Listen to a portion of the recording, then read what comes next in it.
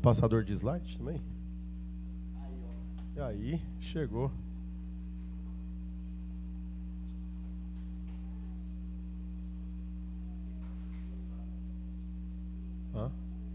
Tá aqui, né? Isso. Bom dia, igreja, com a paz do nosso Senhor Jesus Cristo, que eu saúdo todo mundo. Amém. Irmãos, nessas férias agora, e aí eu estava em contato com o pastor Sérgio, e a gente estava falando sobre meio ambiente, isso surgiu dentro de uma EBD. E hoje eu vou tratar sobre o meio ambiente e saúde corporal à luz da Bíblia. Tá? Algumas coisas que normalmente a gente não fala dentro da igreja. Eu coloquei aquele escrito aqui, Química Simples, é o meu canal do YouTube. Se você quiser ir lá, se inscrever, deixar o seu like, tá bom? Ativar o sininho. A gente está chegando agora a 235 mil inscritos. E a gente está levando química para todo lado do Brasil, inclusive algumas pessoas de fora, em Portugal, na Angola, entram em contato com a gente e têm acesso à química de qualidade. Eu sou formado em Química, estudei na PUC e também estudei na UFG. Inclusive, tem uma aluna que foi agora é membro, você já é membro da nossa igreja? Uma aluna que foi estudante minha de cursinho, está aqui também. E várias outras pessoas sabem que eu sou professor em 3 escolas aqui em Goiânia, no Interamérica, no Estatera e no Visão, tá bom? E o texto que eu quero que se vocês quiserem abrir, mas já está projetado aqui para vocês, tá bom? É Gênesis 1, 26, e eu vou ler com vocês aqui. Todos acessaram seus tablets? Não precisa, né? Também disse Deus, façamos o homem à nossa imagem, conforme a nossa semelhança. Tenha ele domínio sobre os peixes do mar, sobre as aves do céu, sobre os animais domésticos, sobre toda a terra e sobre todos os animais que rastejam pela terra. A nossa mensagem hoje, o começo dela é um tanto científica, porque como químico e como professor de vestibulandos para Enem, para outros vestibulares, a gente trata sobre o meio ambiente e sobre os problemas ambientais que a gente está enfrentando. Os 2 principais, nós temos vários problemas ambientais, mas os 2 principais é o chamado aquecimento global e chuva ácida, e que acontece aqui no nosso planeta. Aqui seria uma charge que já foi usada na prova do Enem. Um pinguim perguntando, pai, existiu mesmo gelo? Né? O que está acontecendo com o nosso planeta? Nosso planeta está ficando superaquecido. E esse superaquecimento é ruim e é prejudicial para a proliferação de vida. Eu quero que você tenha uma simples ideia. Vou dar um parâmetro aqui para você. No deserto do Saara, nós temos uma máxima de temperatura normal durante o dia de 50 graus Celsius. E uma mínima à noite de 0 graus. É uma variação de temperatura de aproximadamente 50 graus. Se a gente tivesse essa variação de temperatura aqui em Goiânia, por exemplo, não teríamos grandes formas de vida, como a gente tem uma vasta e quantidade de fauna e flora aqui no nosso cerrado. Então, a variação grande de temperatura prejudica a nossa vida, prejudica a proliferação dela. A gente tem um negocinho chamado de efeito estufa. E o efeito estufa é uma coisa maravilhosa, porque mantém a Terra aquecida durante a noite. Durante a noite a gente não tem a presença de luz solar. Então os gases que são chamados de gases estufa, eles recebem energia do Sol e eles mantêm a Terra aquecida durante a noite, para evitar essa grande oscilação de temperatura. Isso é uma das 2 milhões de combinações que existe no nosso planeta para ter vida biológica como a gente conhece. Então, se não tivesse o efeito estufa, durante o dia seria 45 aqui em Goiânia e provavelmente à noite seria menos 25. Então a gente passaria um super calor durante o dia e um super frio durante a noite. Isso seria muito ruim para a gente. Então o efeito estufa é uma coisa excelente, maravilhosa. O problema é o agravamento do efeito estufa. O que é o agravamento do efeito estufa? Aumentar a concentração desses gases na atmosfera, fazendo com que a Terra superaqueça. E se a Terra ficar superaquecida, é como se você tivesse, durante o dia, ao sol do meio-dia, usando uma blusa de frio. Ninguém faz isso. A gente gosta de usar a cobertinha à noite, a gente gosta de usar a blusa de frio à noite, não durante o dia, porque durante o dia tem um sol para ser aquecido aí. Então isso que está acontecendo com o nosso planeta. Tudo isso, como é que funciona uma estufa? A ideia é os raios solares entrarem, mas ter dificuldade de sair. Isso acontece também no nosso planeta. O que está acontecendo? O Sol manda a radiação infravermelho para a gente e deveria ser dispersada durante a noite.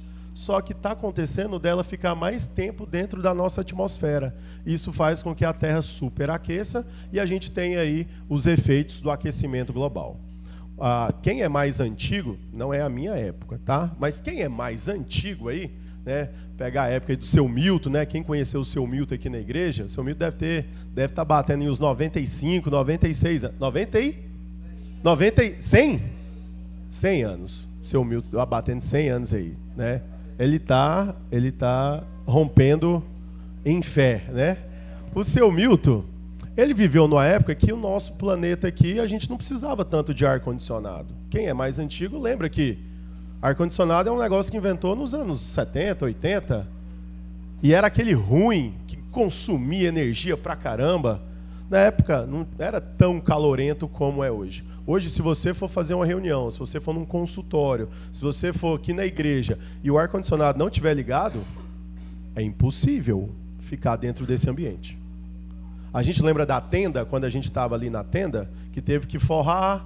A gente não tinha uma época que o ar-condicionado, a ventilação não era tão boa, e o domingo de manhã na igreja era muito difícil durante a escola dominical, porque era super quente.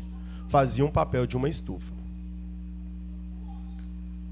Tudo isso se deve a esses gases aqui, ó. O N2O, que é o óxido de nitrogênio, o metano, os gases CFC, e o principal vilão, que é o que a gente vai falar hoje, que é o dióxido de carbono, que inclusive você está soltando ele aí agora pela sua boca. Você é um agente do aquecimento global. Só que, como nós somos seres viventes, e as plantas também fazem isso, os animais também fazem isso, não é o suficiente para gravar esse aquecimento. O problema foi depois da Revolução Industrial, com um negocinho chamado de combustão. E para acontecer uma combustão, a gente precisa de 3 coisas: comburente, combustível e calor. Combustão é queima, é a gente produzir fogo. E se qualquer um desses 3 aqui que eu retirar desse triângulo, a combustão se interrompe. Vamos dar um exemplo aqui. Se eu pegar uma folha de papel, pegar um isqueiro e pôr fogo, eu preciso manter o isqueiro? Eu preciso manter o isqueiro aceso para o papel continuar pegando fogo? Não. Eu cheguei na energia de ativação, que é o calor necessário para que aquele papel entrasse em combustão. Mas o papel é o combustível ou é o comburente? O papel é o combustível. O comburente é o gás oxigênio que tem na nossa atmosfera. Existem outros comburentes, mas o acessível para a gente, que é a disposição de toda a humanidade, é o gás oxigênio. Inclusive, você faz isso. Você faz isso?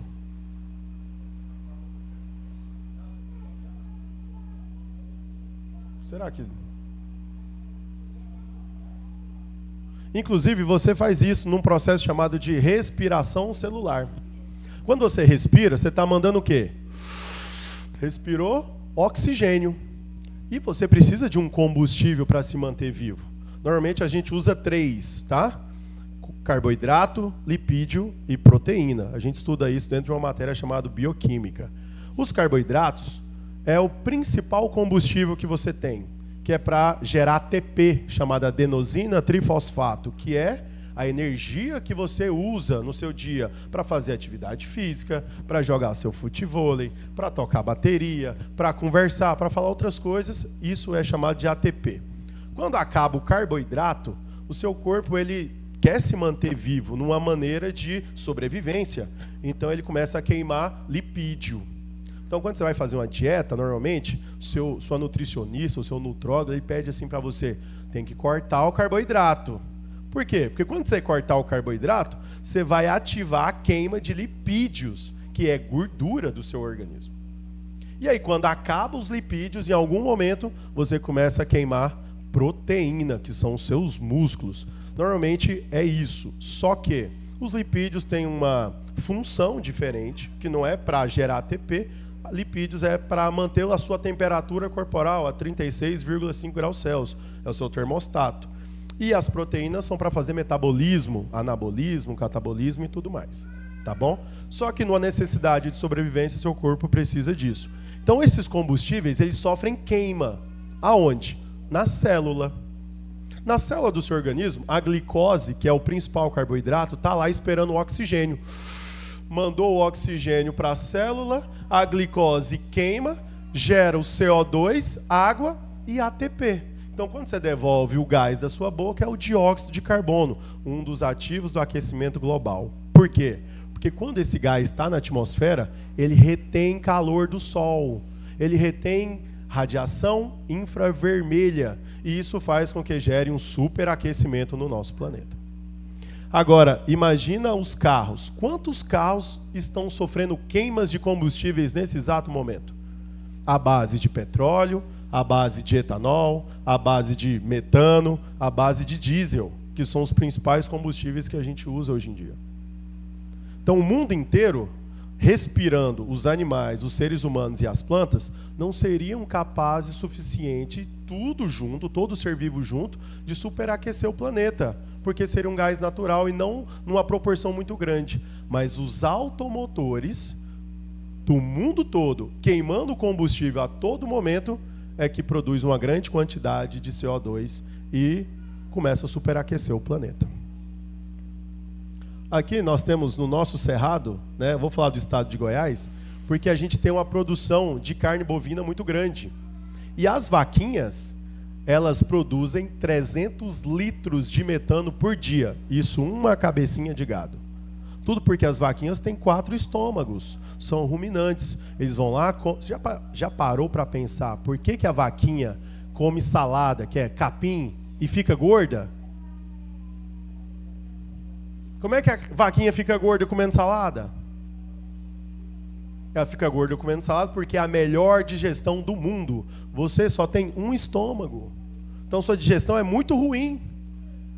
Você solta metano pelas suas flatulências? Sim, só que numa quantidade muito baixa, só 30 ml por dia um ser humano adulto normal. Enquanto as vaquinhas vão lá, comem o capim, assim, né? Manda para o primeiro estômago, depois volta para a boca, manda no segundo estômago, volta para a boca, aí tá virando um melado já de capim, aí manda para o último estômago lá, depois libera essa quantidade de gases. Tanto é que hoje em dia temos, aqui principalmente no nosso estado de Goiás, até o Flávio pode falar melhor, porque o Flávio mexe com isso, nós temos fazendas chamadas biofarms, que eles levam a vaquinha para comer fora, só que começa a fazer a digestão dentro de um lugar fechado, para canalizar esse gás. Canaliza esse gás para poder utilizar dentro da fazenda como energia. Porque esse gás, o metano, eu falei do CO2, né? Mas o gás metano, ele é 23 vezes retentor mais de calor do que o CO2. Então, uma molequinha de CO2 retém calor. Uma molequinha de metano retém 23 vezes mais calor do que o CO2. Agora, por que o metano não é o principal vilão e sim o CO2? Quem que produz carne bovina no mundo?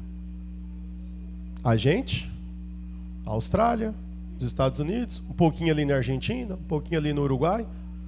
Agora o mundo todo está produzindo CO2. Não é o mundo todo que produz carne bovina. É por isso que não é o principal vilão ainda.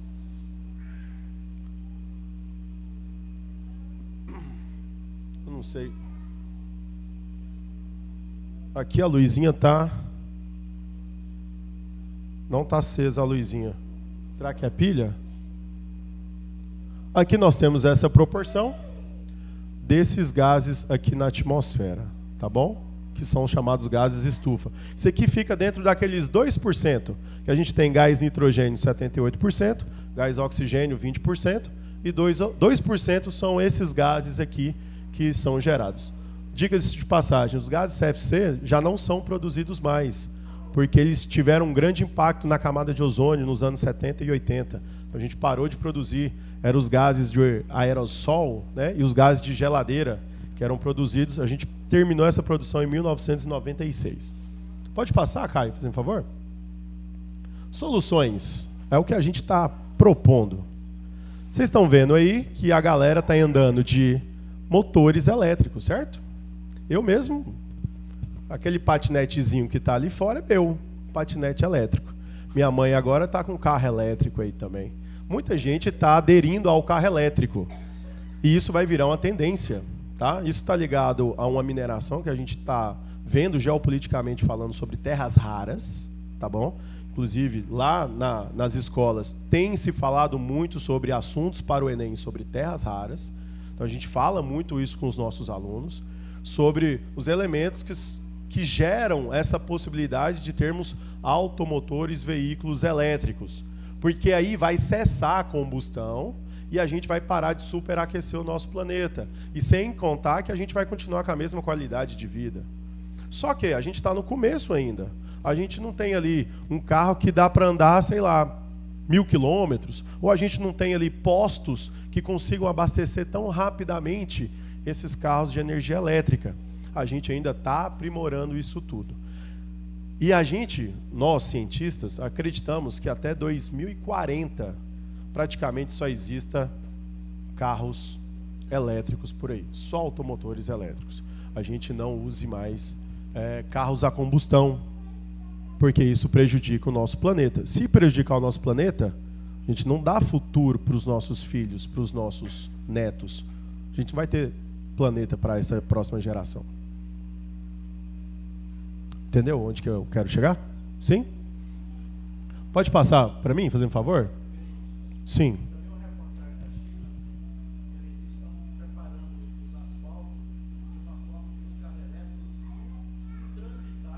Ele já carrega. A China e o Japão já estão muito na frente nisso aí. Ô Caio, pode passar, fazendo um favor? Esse é outro problema. Obrigado, velho. Esse é outro problema, chamado de chuva ácida. Peguei outra charge também do Enem. Pai, o que são chuvas ácidas? E aí tem duas caveirinhas aí, onde, como se tivesse dissolvido, né, um ser humaninho.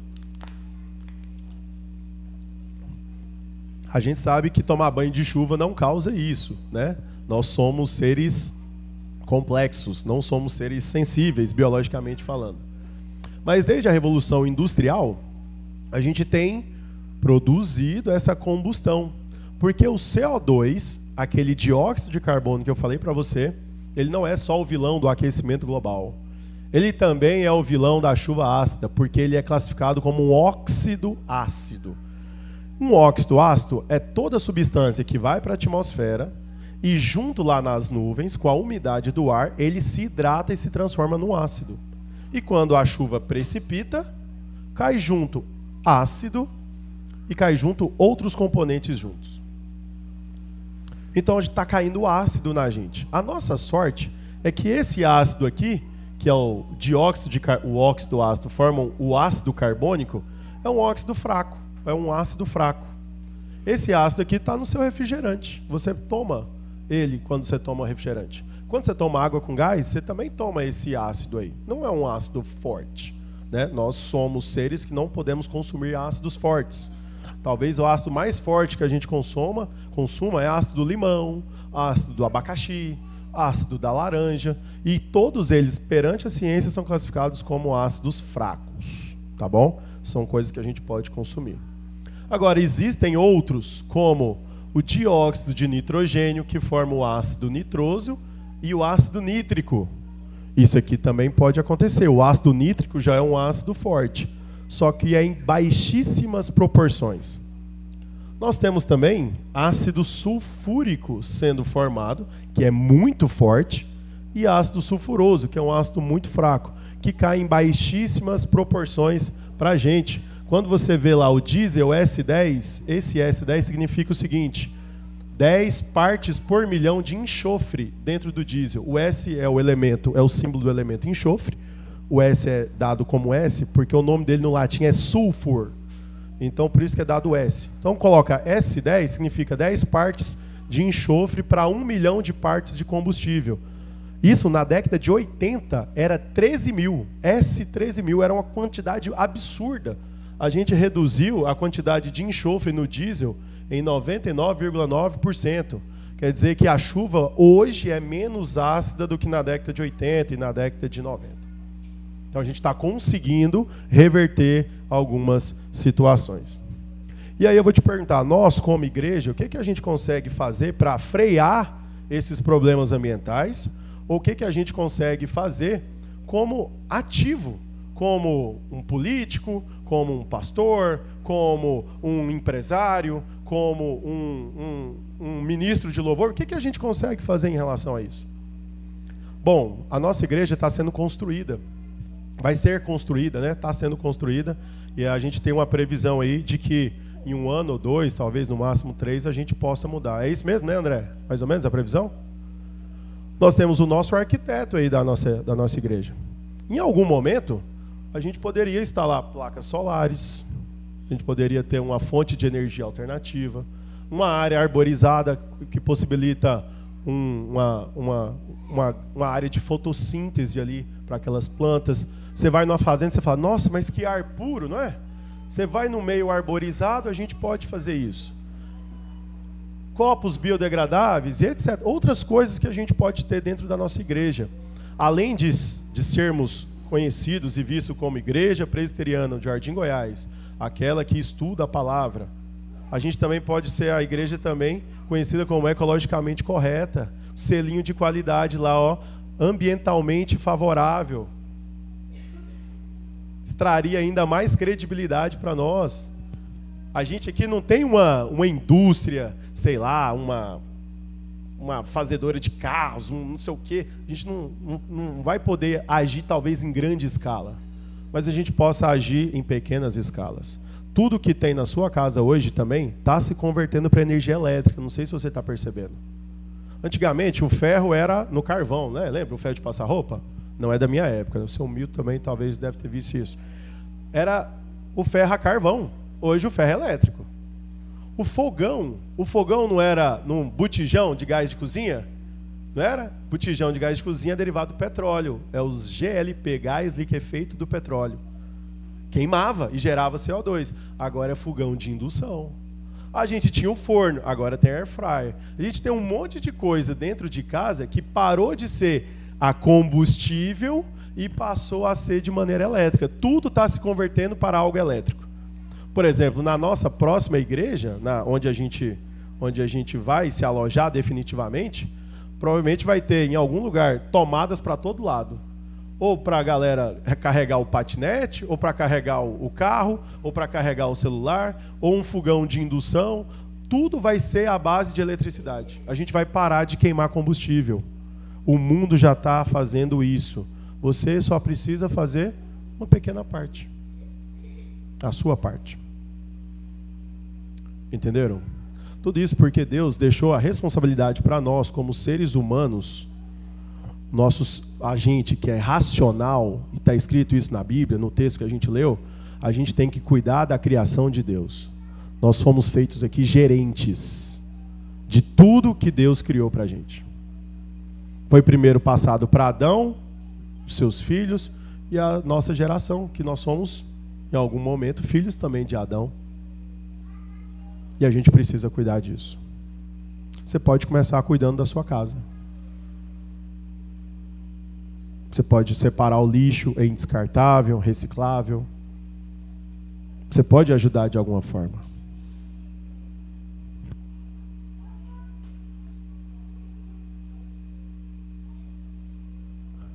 E aqui eu queria passar para saúde corporal. Já que nós somos gerentes daquilo que Cristo deixou para a gente, como gerentes da criação, você também faz parte da criação de Deus. Você precisa olhar para si mesmo para saber se você está saudável. Vamos dizer assim. Sabe por quê? Porque nós somos templo do Espírito Santo de Deus. O seu corpo é templo do Espírito Santo de Deus. Deus mora em você. Jesus mora em você. E eu quero fazer um convite para você. Lá na sua casa, você gosta da sua casa bagunçada? Você gosta da sua casa bagunçada? Suja? Vasilha na pia para lavar? Eu não sei você, mas eu que sou marido, né? Quem é marido aí, acho que acostumou tanto a lavar vasilha. Eu acho que hoje se eu posso falar com uma coisa que eu sou hoje, é mestre em lavar vasilha. Né? A gente aperfeiçoa com a prática, né? Então hoje você já sabe certinho quanto tempo você olha a pia, você sabe quanto tempo que você vai gastar para lavar aquelas vasilhas. Quem é marido sabe que normalmente é a gente que lava, porque sua esposa fez a unha no fim de semana, ela não quer estragar a unha, você vai lá e lava essas vasilhas para ela. Quando você termina de lavar a vasilha, eu não sei se você tem a mesma sensação que eu, mas eu tenho uma sensação de paz, de dever cumprido. Eu falei assim, eu fiz a minha parte. Tá tudo certo. Lava a pia, passa uma bucha dentro da pia, fica tudo bonitinho. Se a casa estiver limpa, que você puder andar descalço, sua cama estiver arrumadinha, o banheiro estiver limpinho, cara, isso é uma maravilha, viver numa casa limpa. E o seu carro? Seu carro você tem que trocar óleo de vez em quando. Você tem que trocar o pneu, você tem que fazer uma revisão, você tem que fazer alguma coisa de vez em quando. Por que quando é com você, você está desleixado? Por que quando é com você, você está desleixado? Você não tem tempo para fazer uma atividade, um exercício físico, para se cuidar da sua saúde, cuidar do templo de Deus. Porque Deus está morando num lugar onde está bagunçado.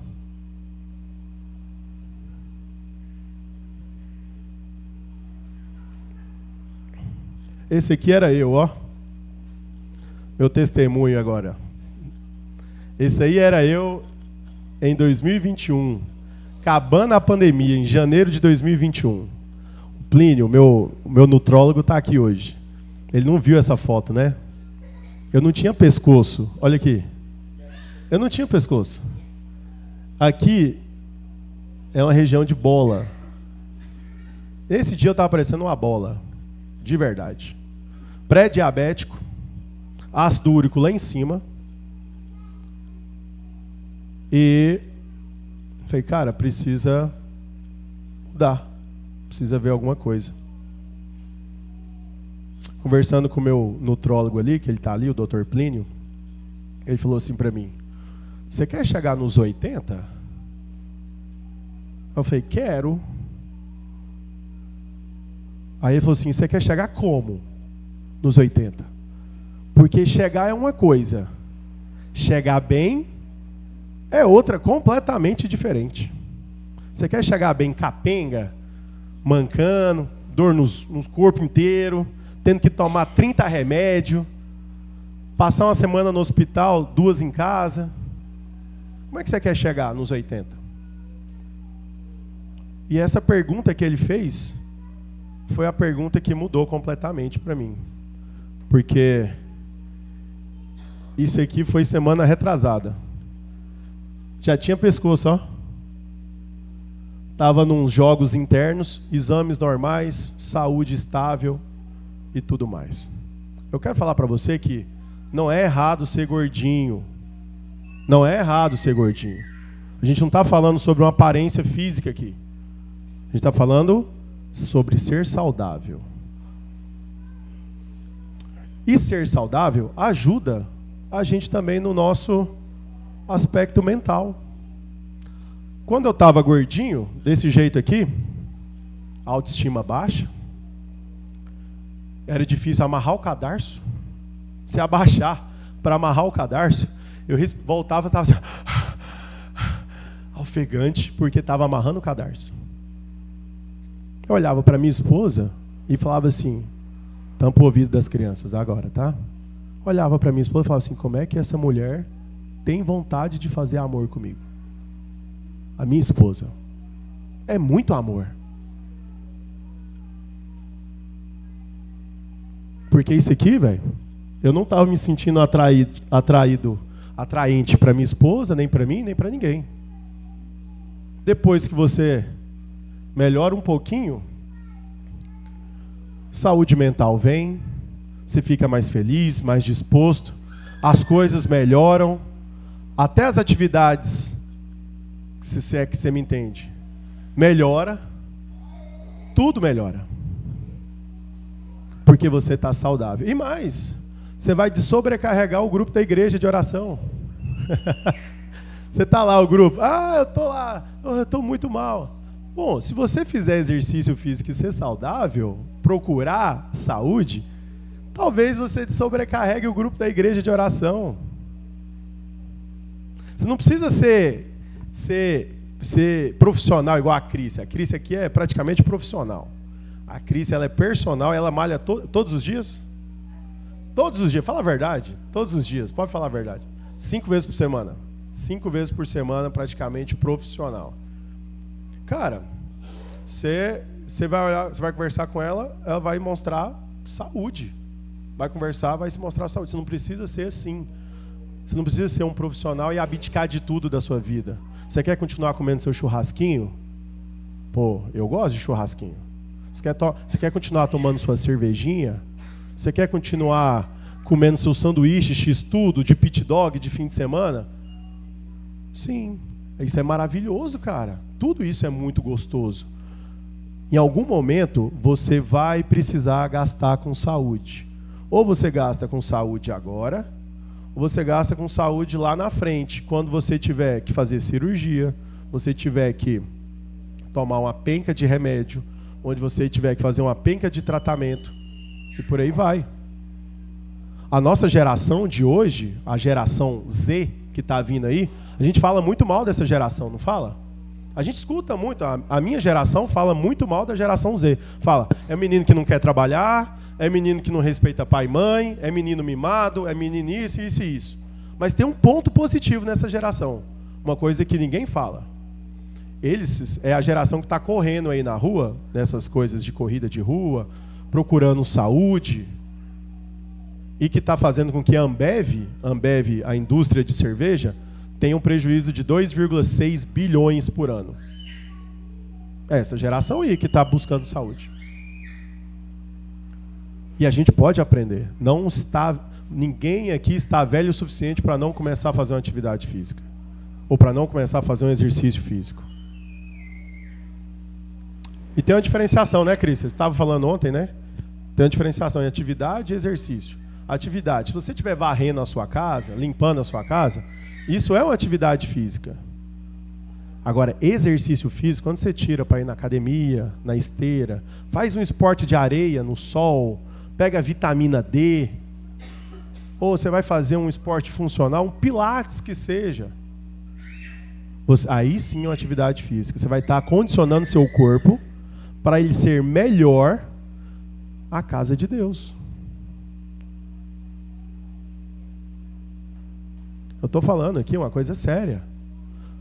A gente, essa geração que é a nossa, que é a geração milênio, a gente está preocupado em sair daqui e correr atrás de dinheiro. Trabalhar de manhã, de tarde, de noite, correr atrás de dinheiro. Aí você vai correr atrás de dinheiro, o dinheiro vai chegar, mas quem vai gastar esse dinheiro não é você, e muito menos com a sua família. Cara, o tanto que é lindo, maravilhoso você poder desfrutar de momentos com a sua família. Seu filho não precisa de tudo. Seu filho precisa da sua presença, do seu amor, do seu carinho, do seu afeto. Porque senão ele cresce, quando dá a adolescência, ele fala assim, eu não tive meu pai até hoje, minha mãe não tive até hoje, por que eu vou querer ficar com meu pai e com a minha mãe?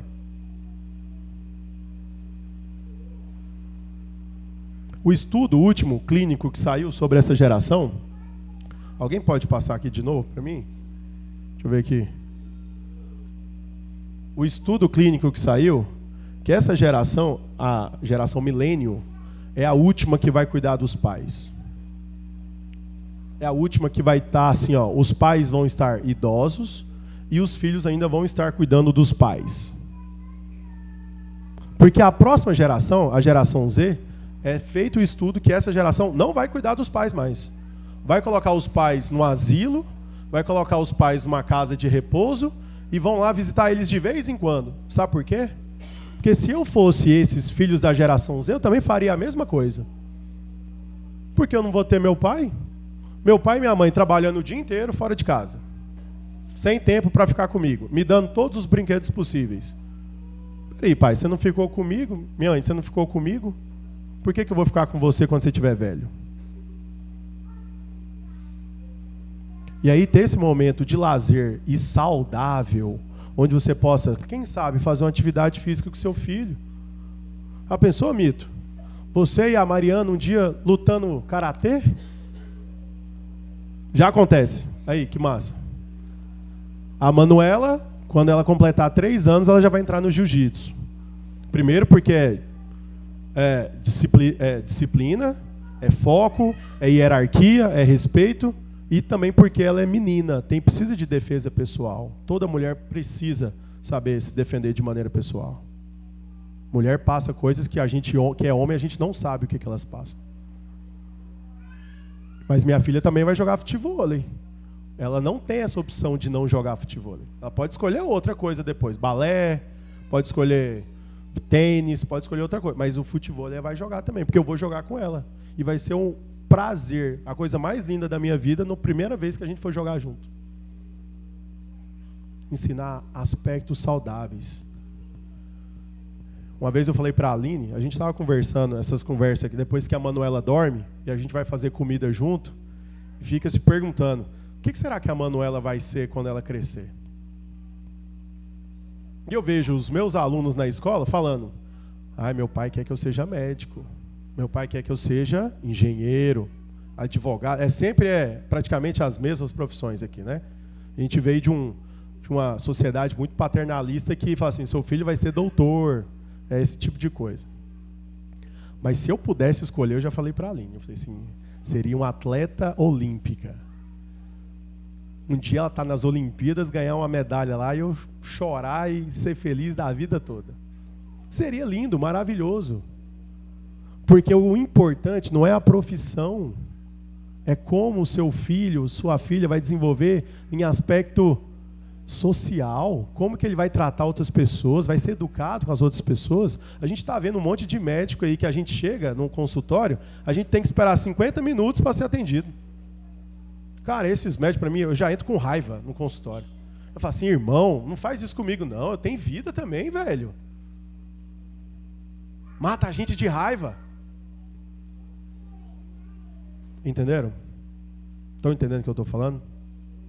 Vou dar a dica para vocês, tá bom? Não precisa ser o Dr. Plínio. Dr. Plínio, pode ficar em pé, fazendo favor? Meu amigo de futevôlei também, amigo pessoal. Esse é o meu amigo nutrólogo, cuida da minha saúde, que a gente faz um acompanhamento médico. O Dr. Plínio, ele é o nutrólogo. Obrigado, doutor. Pode sentar.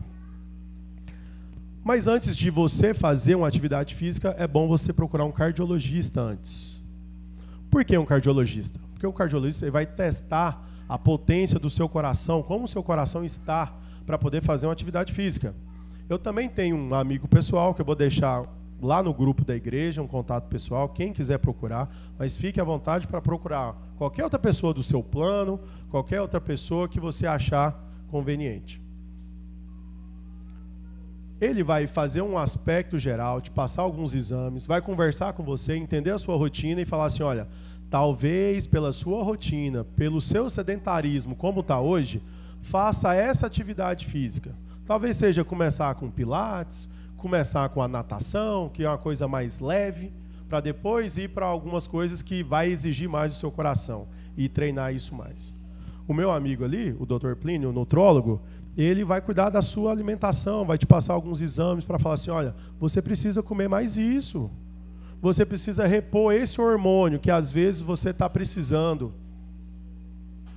E vai te acompanhar. E por último, coloquei ali também um amigo pessoal. Esse é meu preparador físico. Ele faz um funcional. Ele faz um treino de força, que é para você não perder massa magra. E ele também ganha mobilidade, que é um treino de mobilidade, onde você vai ganhar agilidade nas pernas, nos braços, no pescoço, no quadril e por aí vai. É um teste que a gente fala chamado de fortalecimento muscular. Esse é específico para mim. Mas eu também vou deixar o contato dele, quem quiser procurar, fica muito fácil. Eu estou dando as dicas para vocês, por quê? Porque todo mundo aqui na igreja não precisa ser trincado, esbelto, maromba, saradão. Você não precisa disso, cara. Você só precisa estar bem fisicamente, mentalmente, socialmente, para você poder ter uma saúde e guardar Deus no seu coração, de maneira limpa, de maneira boa e agradável. A gente fala muito na igreja sobre o espírito, que você está ali muito perto do pecado, sobre o que a sua mente vê, que você pode pecar. Por que a gente não tem o mesmo cuidado do corpo? Porque Paulo fala que nós somos corpo e espírito. Ou é corpo e alma ou é corpo e espírito, né? Não existe, é dicotomia. Corpo e espírito. Então você está cuidando do espírito como? Orando, lendo a Bíblia, fazendo as suas reuniões, vindo na igreja, você faz isso. Cuida do seu espírito. Mas você também precisa cuidar do seu corpo. Seja cuidador do seu corpo. E de novo, acho que é porque eu fico com ele parado, né? Durante um tempo. Pode passar para mim, Caio? E aí a gente tem esse debate hoje aí.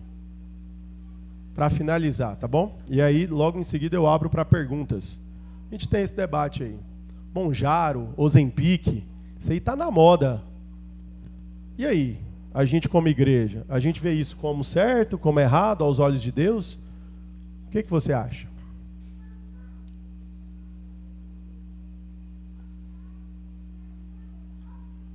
Bom, é uma pergunta retórica, né? É o seguinte, a tecnologia, a ciência, a medicina está aí para nos ajudar. Quando você está com dor de cabeça, agora não vou precisar passar mais não, tá bom? Aí precisa nem trazer mais não, obrigado, viu? Quando você está com dor de cabeça, você toma remédio? Quando você precisa regular ali a pressão do seu coração, você toma remédio? Isso aqui é um remédio que veio para fazer realmente um milagre que a gente estava esperando. É emagrecer e a gente conseguir ainda fazer isso de maneira boa e saudável. Emagrecer e ser saudável. Só que precisa de um acompanhamento. Porque aqui corta totalmente a sua fome. E aí você deixa de comer tudo que você precisa. Você ainda precisa comer algumas coisas. Eu usei Monjaro nos últimos 3 meses. E perdi 12 quilos nesses últimos 3 meses. E quem me pergunta, fala assim, tá usando Monjaro? Emagreceu pra caramba, né? Eu falei, tô. E a pessoa às vezes olha com a cara tipo assim, então não vale. Não vale porque você emagreceu usando outra coisa. Não foi por mérito seu. Parece que tem uma coisa assim no mérito, né? Tipo assim, eu consegui fechar a boca, eu consegui ir na academia, eu consegui fazer os exercícios, eu consegui fazer tudo. Parece que essa pessoa emagreceu de uma forma, nossa, é melhor do que a outra pessoa. Eu tenho que te lembrar uma coisa, você que é cristão e é presbiteriano calvinista. Você tem mérito na sua salvação? Você não tem mérito nenhum na sua salvação, porque com as suas próprias forças você não dá conta de se salvar. E tem muita gente, que no meu caso era eu estou entre essas pessoas, que quando é à noite, quando dá ali umas 7, 7:30 da noite, me dá uma compulsão por comer. Acho que a Manuela vai dormir, a minha vontade é de pedir um x-tudo, todos os dias. Minha vontade é de pedir pizza, todos os dias. Comer um churrasco, todos os dias. Essa é a minha vontade. Eu tenho que falar isso para você. E aí, conversando com o meu médico, ele falou o seguinte, seu corpo precisa criar um hábito de comer menos, um hábito de comer mais saudável, pelo menos no meio de semana, para você poder comer uma coisinha ou outra no fim de semana. Quem não quer comer um churrasquinho no fim de semana? Quem que não quer comer um sanduíche no fim de semana? Porque aqui em Goiânia o que mais tem é pit dog, né? Quem que não quer fazer isso? Então a gente tem que regrar no meio da semana. Só que seu corpo demora 61 dias, se eu não me engano, para criar um hábito. Se você não treinar o seu organismo para criar esse hábito, você vai ficar viciado em compulsão por comer. E aí a pessoa que é mais ansiosa vai comer mais, a pessoa que às vezes passou um problema ali no trabalho naquele dia, quer ir ali, quer abrir 1, 2 cervejas, quer ali comer uma coisinha mais gordurosa que dá uma sensação maior de prazer?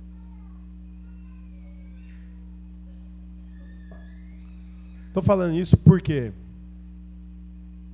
Porque a gente também precisa ter foco no nosso corpo. A gente precisa ser saudável. Lembrando para vocês, não é ser maromba, trincado. Não estou falando aqui um padrão de beleza, não. Eu estou pedindo para você buscar ser saudável. Apenas isso. Porque nós somos o templo do Espírito Santo de Deus. Beleza? Eu vou fazer uma oração aqui e depois vou abrir para perguntas, tá bom? Senhor Deus, Pai amado, nós te adoramos, te bendizemos, suplicamos o teu nome e as tuas bênçãos para as nossas vidas. Sejam bênçãos materiais, sejam bênçãos espirituais e até saúde mental, saúde física, saúde financeira, emocional. Todas as saúdes para a gente, Deus, para a gente continuar batalhando até o dia da sua segunda vinda. Em nome do Senhor Jesus. Amém. Se alguém quiser procurar depois o Dr. Plínio, lá fora ele pode depois atender algumas perguntas e tudo mais. Alguém tem alguma pergunta sobre esse tema? Ou meio ambiente também?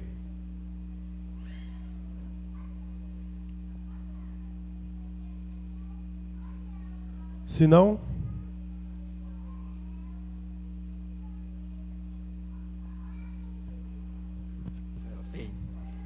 Pessoal, tem alguns avisos para passar para a igreja, mas antes queremos agradecer a presença daqueles que nos visitam.